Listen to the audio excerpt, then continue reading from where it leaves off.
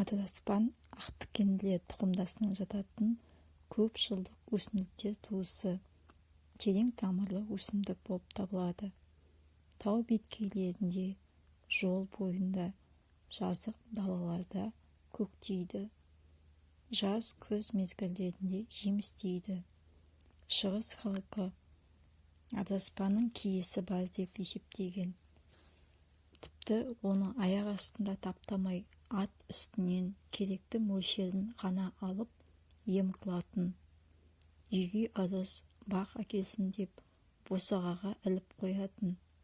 Жас келін босанғанда, сәбилер сырқаттанғанда, өкпе ауруына шалдыққанда адамдарды аластайды екен. Адыраспан көп жылдық өсімдік. Қазақстанда адыраспанның бір-ақ түрі өседі. Биіктігі 20-60 см. Гүлдену мерзімі мамырдың аяғы мен маусым айында. Шілде айында жемісі тола бастайды. Адыраспанның химиялық құрамында гармамин алкалоидтары бар. Гүлі мен сабағында песчаник алкалоиды бар. Бұл өсімдік улы дәріге жатады. Халық емшілері қияңмен ауырғанда адыраспан жапырағы мен булауды ұсынады. Әр түрлі тері ауруларына және ревматизмнің салдарынан сүйектер сырқырап ауырса, адыраспаннан жасалған булау таптырмас ем. Адыраспанды бояу ретінде де қолданған.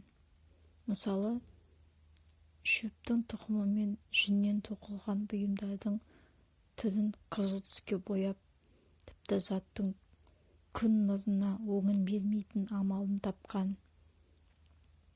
Түркияда ерте заманнан-ақ адыраспаннан әдемі қызыл бояу алып, онымен ұлттық бас киімді фесканы бояп киген.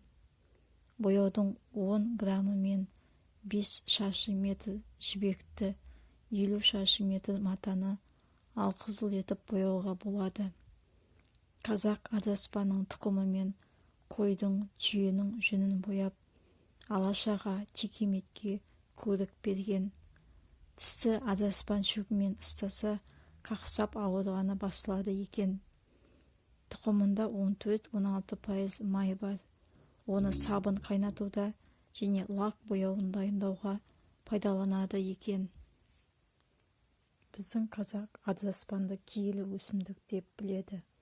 Адыраспанның киесі қасиеті шипалығында.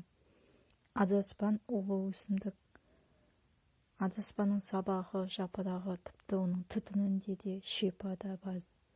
Этнограф ғалым Серікбол Қондыбай өсімдіктер көне заманнан бері адам баласына қызмет етіп келеді.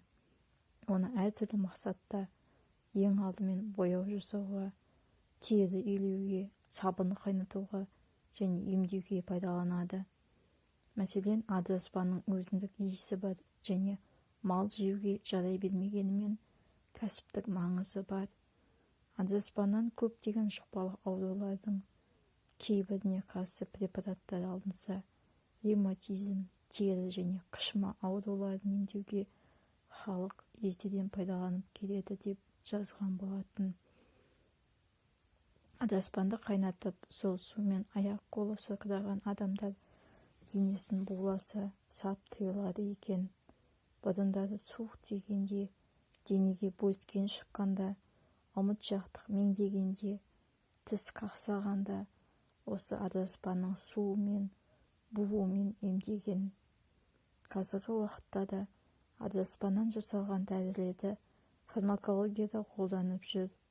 Мұндай дәрілер қабынды жазу, зәрі айдауды жақсарту, ішек құрттарын өлтіру, қызыл иектің қанауын тежеу, іш ауруын жазуға көмектеседі. Адам ғана емес, адыраспан жан-жануарларға да ем екен. Малдың қотырын бұрын адыраспан қайнатпасымен жуып жазатын. Дала жануарлары да дерт меңдегенде адыраспанға аунап жазылатынын үлкендер айтып отыратын.